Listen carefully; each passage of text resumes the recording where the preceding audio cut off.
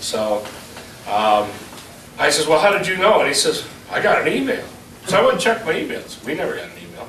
Jim Duke never knew till Sunday what went on. That's because you called me. Current SAC members never got an email. So I wrote him a nice little letter on Monday letting him know that, you know, Mindy, I wrote it to Mindy. I says, you know, you guys came to the last SAC meeting in February and told us that you were going to do a lot better job of communicating, and I want to let you know that you're really doing a suck job at it because we never got notified. So on Tuesday, we actually got a notification that it had been taking place.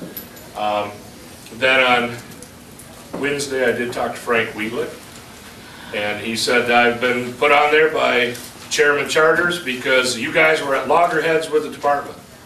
I says, I thought we just patched things up with the department. So he says, well, he says, this is why I've been put on. He says, no, by the way, your meeting on the 22nd doesn't work for me. How about the 28th? I said, yeah, okay, I guess. Works for me. So they changed it to the 28th. They put it on the website, but they never notified or even called any of the other SAC members. So again, I told them your communication's really sucking bad again. And then on Thursday, we got an email. Not can you attend, but this is when the next SAC meeting is. And then first week of April, we got another email saying, oh, by the way, the 28th meeting doesn't work now either for the new chairman, so he's going to have it the 2nd of May. So that's when the new meeting is. So don't get me wrong, I like Frank Wheatlick. Frank Wheatlick has always been a supporter of snowmobiling. He's a nice guy. Keith Charters, nice guy. You just got to go into it with an open mind and see where the whole thing's going to go. We'll try to bring Frank up to speed, and either Frank's going to tell us we're wrong, screw it, or not. You know, I guess we'll see what it goes from then. One of the interesting things is that the DNR's been pushing us last year, the whole year they wanted SAC to adopt some bylaws. We all voted that we run the SAC meeting by Robert's Rules of Orders, and we didn't feel we needed any bylaws. You know, runs pretty good.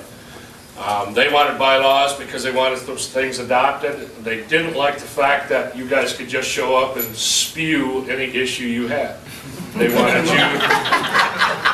you guys to have to call in a week in advance and get 5 minutes, or if you showed up, maybe get 3 minutes, but you'd have to fill out a card and do all sorts of stuff. And I said, no, we aren't going to run it that way. So we'll see if it changes or not. So those are open meetings to? Those are open to the public. So it'll be May 2nd, 10 a.m. at BJ's Restaurant in Gaylord. Unless it's something you change. Unless it changes. I don't think it's going to change again. Well, let's put it this way. We will have that on MSA's website. If there's a change. It's on the DNR website. It's on the DNR website, but it's a hell of a lot easier to get to our website. If you come to MSA website, it'll be up there. It'll be updated. Bill's got a comment there. We now have an adjournment time frame too on the new email. It says that we'll go from 10 o'clock until 2 o'clock in the afternoon. That's it, huh? Yep. Okay, I want to get into some question and answers, but I want to say a couple things. One being, the For Women Only ride was a hell of a ride this year. Tom, that ride in your area, again, superb job on the trails. Fantastic trails over there. The ladies had a great time. I know we had a great time. And for the economic boost in your area, that's a major boost. Oh yeah. And you know, and these events out there that go through the state, there's dollars and cents that's tagged to this. But again, I want to thank you and your crew for a hell of a good trail system. It was a great ride, and thanks. I apologize to the guys, I wasn't available on Saturday, it just didn't work out this year. Understand? Oh, we didn't even get lost. Yeah. And then some of us got lost, not a problem. But anyways. They got lost on their own. I guess I want to close this. But we want to have some question and answers because I know there's some questions out there and we can kind of get this thing started. But I guess MSA is willing, able, and ready to assist the grant sponsors. We feel that we can assist you guys and gals on all the issues related to snowmobiling. This is why MSA is here, is because we're here for snowmobiling in the state of Michigan. Grant sponsors, they're part of that equation. And I guess my question to you, do you think that this partnership can work? Because we don't want to go where we're not wanted, but I have a hard time understanding why we wouldn't want to be there. And I've talked to the past leadership in MSA, the present leadership. I've talked to a lot of the members and they concur. We need to get on the bandwagon with the grant sponsors. Let's assist them in what they need. Let's help them in any way we can. So I guess there's 27 grant sponsors here tonight? Yep, 27 groups. 27 groups. 27 different grant Sponsors. sponsors are, yes, Okay. represented here. Representative, can I have a show of hands of the grant sponsors that would like MSA and us to help each other?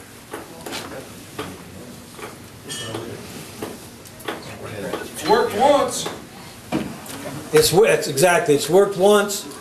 And what I want to do is to ensure everybody understands. I'm sorry, go ahead, Dale. Don Gross, the Triple H Snow Creek. Don, excuse me. Grant sponsors formed an association, so we went through everything. You would have to contact every grant sponsor before we can get anything done. And let the grant sponsors choose 5 or 6 or 7 guys to represent them.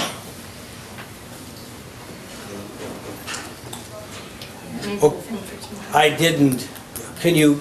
Well, it'd be like forming an association Yeah. or a union or. Well, you know what, and we talked about that, and I guess what we're looking at with that, that's another committee. More guys trying to do things that we're already pretty much set up to help with. I guess if that's what the grant sponsors want, so be it. But I guess we're willing to do that for you. We want input from you guys.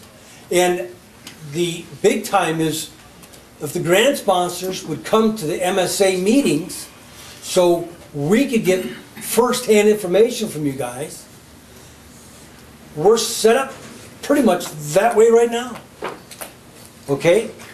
And I guess I'm not trying to create another bureaucracy here, and that's why I'm saying that MSA was willing to do this, and we want to talk to the grant sponsors, because right now, it's like Bill said, the ATV riders, or ORV, grant sponsors, they're keeping them apart. They're keeping them dark, way in the dark, because they started to get together and they replaced their